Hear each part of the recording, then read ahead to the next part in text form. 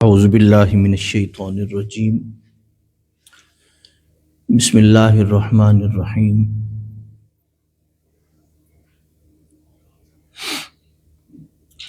عزیزم محترم محتشم معزز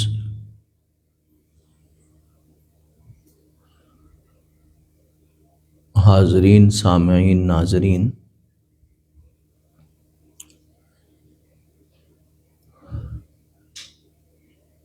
جیسا کہ آپ کو معلوم ہے کہ برادر محمد امانت رسول صاحب کے بیٹے محمد شارق رسول ترکی میں ایکسیڈنٹ کے حوالے سے وفات پا گئے تھے۔ انا للہ۔ تو کل صبح جو ہے وہ ان کا جسد خاکی پاکستان پہنچ جائے گا۔ تو کل 1:30 پہ 1:30 بجے جو ہے ان کا نماز جنازہ ہے۔ تو آپ دوستوں سے گزارش ہے کہ آپ دوست دعا فرمائیں کہ اللہ پاک ان کی مغفرت فرمائے اور صغیرہ کبیرہ گناہوں کو معاف فرمائے اور اللہ پاک ان کے درجات کو بلند فرمائے تو اور برادر مکرم کو صبر جمیل عطا فرمائے۔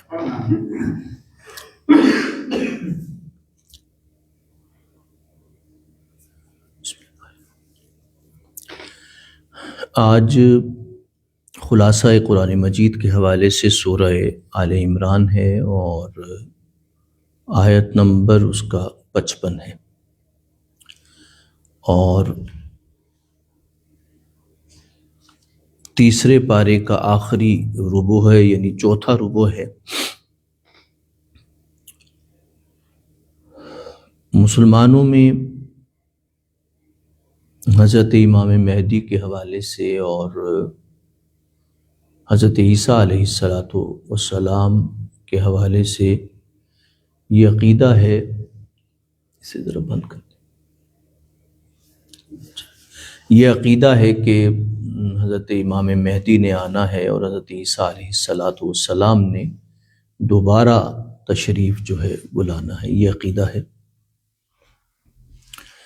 تو یقینی بات ہے کہ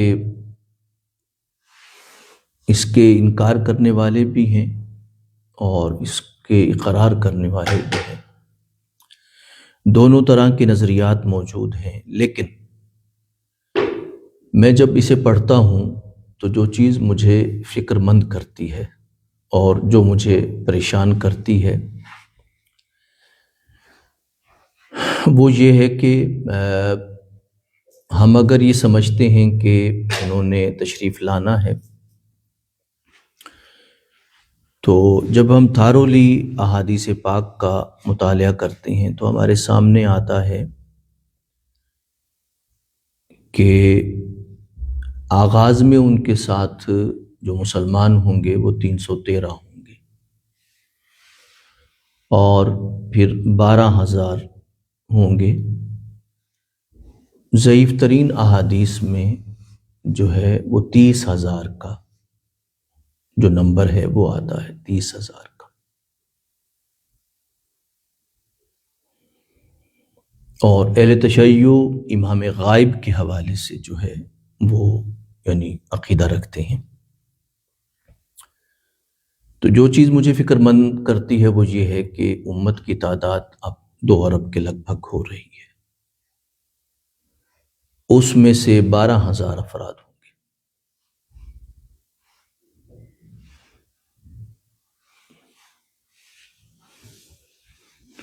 اس کا مطلب یہ ہے کہ امت میں شامل ہونے والے ان کے ساتھ یہ اگر تعداد احادیث کے مطابق دیکھی جائے تو ہر صاحبان ایمان میں سے ہر شخص فکر مند ہوگا۔ اب امت میں تو اب یہ عقیدہ بالکل عروج پہ ہے نا کہ قیامت قریب ہے اور امام مہدی کا ظہور قریب ہے، اب یہ عروج پہ ہے عقیدہ اور بہت سے لوگ منتظر ہیں اس بات کے۔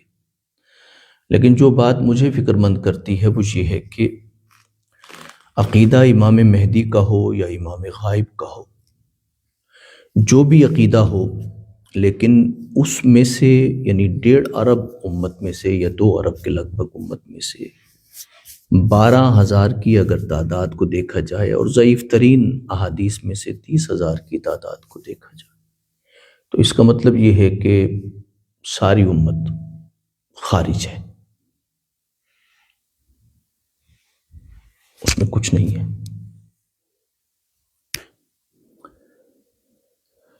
اصل چیز یہ ہے کہ شامل ہونے کے لیے امت کو 2 چیزوں کی ضرورت ہے۔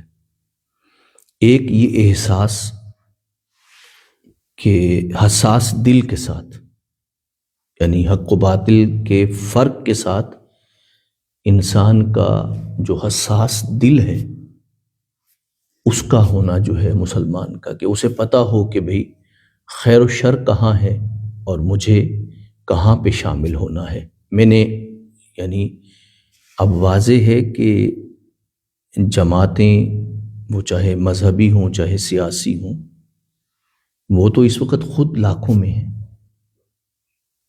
تو اس کا مطلب یہ ہے کہ امام مہدی کے ساتھ کوئی بھی جماعت کلی طور پہ نہیں ساتھ ہوگی، نہ سیاسی نہ مذہبی، نہ عربی نہ عجمی، نہ پاکستانی نہ فارسی، کیونکہ پاکستان کی تعداد اس وقت 25 کروڑ ہے۔ اصل بات فکر مندی کی یہ ہے کہ ہم اپنے مسائل سے بے خبر ہیں، اور بے خبر افراد جو ہیں، اور پھر ہمیں یہ بھی نہیں پتا کہ ہمارا دل بھی حساس نہیں ہے، ہم ایک حساس دل کے ساتھ نہیں۔ اب دیکھیے ہم امام غائب کے منتظر ہیں، لیکن امام حاضر ہمارا جو ہوتا ہے ہم اس کا کیا حال کرتے ہیں؟ یعنی جو حاضر امام ہوتا ہے ہم اس کا کیا حال کرتے ہیں؟ اگر پاکستان میں ہے یا باہر ہے، کہیں پر بھی اگر اسے ایمرجنسی میں اگر کہیں جانا پڑے، مثلا اب ایک شخص لاہور رہتا ہے، ملتان جانا پڑے تو اسے ادھار کا ٹکٹ لے کے لانا پڑتا ہے۔ تو امام حاضر جو ہے جب اس کا یہ حال ہوگا تو امام غائب کا انتظار ہے، یعنی امام غائب کا کیسا انتظار ہے یا امام مہدی کا کیسا انتظار ہے؟ یعنی ایک امام حاضر کی صورتحال یہ ہے کہ ایک ہے کمیونٹی کے لیے ایک امام ہے، اس کی یہ صورتحال ہے کہ اگر اس کی زندگی میں کوئی ایمرجنسی آ جائے تو اسے اپنوں کے سامنے سوائے شرمندگی کے کچھ حاصل نہیں ہوتا، نہ وہ جا سکتا ہے نہ ان کی مالی مدد کر سکتا ہے۔ تو مقصد یہ ہے کہ ہو سکتا ہے جو امام حاضر ہماری کمیونٹی کے جو امام حاضر ہیں وہ اسی وجہ سے سارے کے سارے اب امام غائب ہیں سارے۔ اس کی وجہ یہ ہے کہ اہل فرد امامت پہ آتا ہی نہیں ہے، وہ لوگ آتے ہیں کہ جو نااہل ہیں۔ نااہل افراد وہی کچھ کرتے ہیں جو آج پاکستان کا حال ہے۔ ہر شعبے میں جب نااہل لوگ بیٹھے ہوں گے، ہر ادارے میں نااہل لوگ بیٹھے ہوں گے، تو نااہل وہی کچھ کرتا ہے جو پاکستان کا حال ہے، مصر کا حال ہے، شام کا حال ہے، لبنان کا حال ہے، وہی ہے۔ اصل میں امام غائب سے زیادہ امت کو امام حاضر کی فکر جو ہے وہ ضروری ہے، اس لیے کہ 2 ارب امت میں سے اگر 12,000 کی تعداد ہے تو پھر مجھے اپنے ایمان کی فکر ضروری ہے۔ صرف 12,000 کی تعداد ہے اگر، اور پھر ضعیف ترین احادیث میں سے 30,000 کی تعداد بھی ہو، تو آپ دیکھ لیجئے کہ عرب و عجم میں سے کتنے لوگ ہیں جو کہ حضرت امام مہدی کی فوج کا حصہ بنیں گے۔ یہ ہمیں فکر کرنی چاہیے۔ اس کے بعد قرآن مجید آگے فرماتا ہے کہ جب حضرت عیسیٰ علیہ الصلاۃ والسلام کے حوالے سے اعتراض اٹھایا گیا تو اللہ نے فرمایا کہ بھئی حضرت آدم اگر والدین کے بنا پیدا ہو سکتے ہیں تو حضرت عیسیٰ والد کے بنا کیوں نہیں پیدا ہو سکتے؟ قرآن مجید نے یہ دلیل دی۔ اس کے بعد قرآن کہتا ہے کہ جب مزاج بگڑ جائیں، یعنی جب مزاج بگڑ جائیں تو قوموں کے جب مزاج بگڑ جائیں، کمیونٹیز کے مزاج بگڑ جائیں تو پھر ان کا رویہ اور ہو جاتا ہے، حق و باطل کے حوالے سے، خیر و شر کے حوالے سے مزاج بدل جاتا ہے۔ مثال کے طور پہ رسالت میں آپ صلی اللہ علیہ وسلم کو جانتے تھے کہ خیر کہاں پہ ہے، شر کہاں پہ ہے اس دور میں۔ ہم میں سے ہر شخص جانتا ہے خیر اور شر کی بات کو۔ قرآن مجید یہ بتاتا ہے کہ یہود نے یہ طریقہ اپنایا ہوا تھا، اور وہ کہتے تھے کہ آپ رسالت میں آپ صلی اللہ علیہ وسلم کی جو کریڈیبلٹی ہے نا، یعنی جو آپ کی ایک ساکھ ہے اور آپ کی عزت ہے اور آپ کی عظمت ہے، اس کو کسی طرح ڈیمیج کرو، ان کا وقار ڈیمیج ہوگا، لوگ ان سے ہٹ جائیں گے۔ مثلا وہ کہتے تھے کہ بھی صبح ایمان لاؤ اور شام کو ان کا انکار کر دو، بھئی ہم نے تو دیکھا ہے ایمان لا کے ہمیں تو کچھ نہیں۔ یہ کریڈیبلٹی جب یعنی اس طرح دوست جب ساتھ چھوڑے نا، چاہے وہ ایک دن کے لیے، یہ تو مثال قرآن دے رہا ہے نا، ایک دن کے لیے آئیں یا 10 دن کے لیے آئیں یا سال کے لیے آئیں، پھر سال کے بعد 2 سال کے بعد جب کوئی ساتھ چھوڑتا ہے تو وہ سمجھتے ہیں کہ کریڈیبلٹی متاثر ہوگی۔ اب رسالت میں آپ صلی اللہ علیہ وسلم کا بھی ساتھ چھوڑا گیا اور یہ طریقہ کار اپنایا گیا، اور بعد میں پروپیگنڈا کیا گیا کہ بھئی کوئی بات نہیں۔ قرآن مجید یہ فرماتا ہے کہ اگر اختلاف ہو جائے اہل کتاب کا اگر کہیں پر، پھر یہ نہیں ہے کہ ایک دوسرے کی عزت اور ساکھ کو رسوا کیا جائے یا انہیں بے عزت کیا جائے۔ اس کا طریقہ یہ ہے کہ اتفاق اور اتحاد، جس چیز پر آپ متفق ہو سکتے ہیں اس پہ متفق ہو جائیں۔ وہ کیا چیز ہے؟ خدا کی وحدانیت پہ تمام جتنے بھی مذاہب ہیں اہل کتاب کے اکٹھے ہو سکتے ہیں۔ یہ ایک ایسی چیز ہے، خدا کی وحدانیت پہ سب اکٹھے ہو سکتے ہیں اور اکٹھے ہونا ممکن ہے۔ قرآن مجید اس لیے فرماتا ہے کہ اختلاف کے پہلو تلاش کرنے کی بجائے اتفاق کے پہلو تلاش کرنے چاہیے۔ یعنی اتفاق کے پہلو، اگر آپ سوچئے مثال کے طور پہ، ہم اصل میں ہمیشہ یہ غلطی کرتے ہیں کہ ہم ہمیشہ انسانی جو یعنی تباہی ہے، اس کی تباہی کو ہم مذہب کے دائرے میں لے آتے ہیں۔ اب چاہے کوئی بھی ہو، ہے تو انسان نا، تو کسی انسان کی قتل و غارت کہاں جائز ہے؟ یعنی انسان کے حوالے سے دیکھا جائے نا، تو کسی بھی مذہب سے تعلق رکھنے والے شخص کا قتل جو ہے، قرآن مجید نے یہ نہیں فرمایا کہ بھئی قتل مسلمان کا ہو تو ساری انسانیت کا قتل ہے۔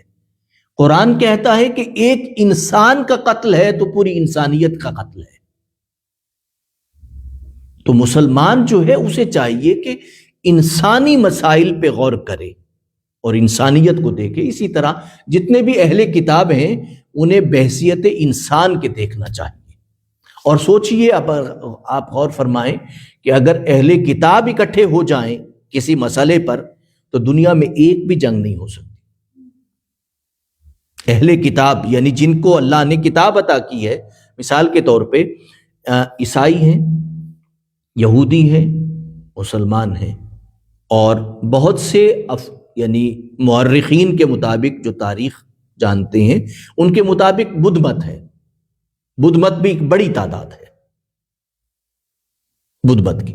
اگر یہ 4 مذاہب مثال کے طور پہ اگر اس بات پہ متفق ہو جائیں کہ جنگ نہیں کرنی، تو مجھے بتائیے کون جنگ کرے گا؟ پھر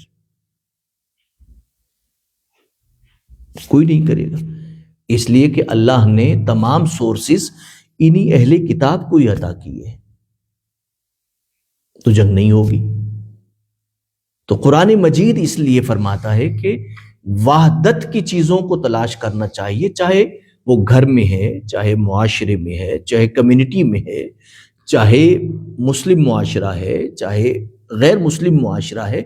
جو اتفاق پیدا کرنے والے پوائنٹس ہیں ان پہ ڈسکس کریں، تو آپ کے درمیان جو ایک نفرت ہے، عداوت ہے، دشمنی ختم ہو جائے گی۔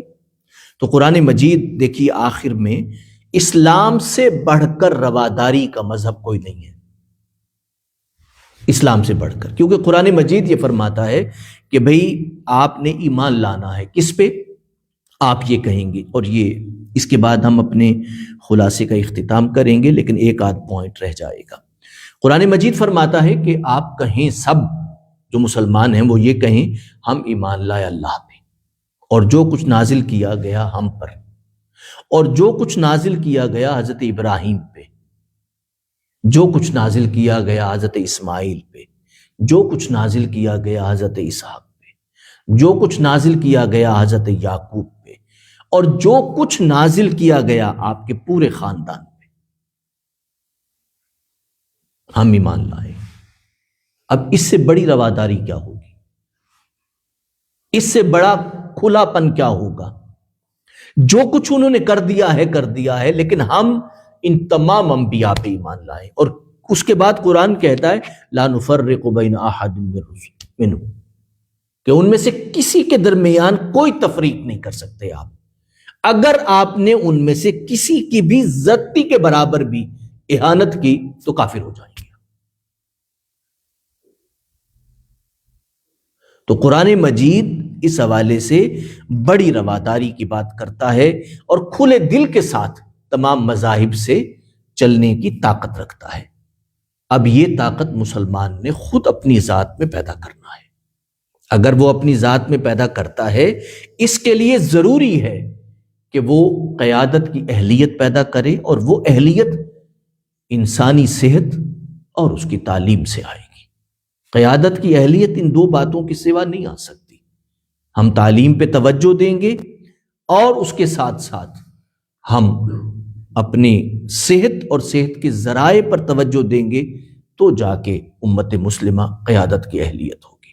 اور قیادت کی اہلیت رکھنے والی قوم جب اتنے کھلے دل سے چلنے کی قائل ہو، تو پھر جنگ اور خون ریزی نہیں ہو سکتی۔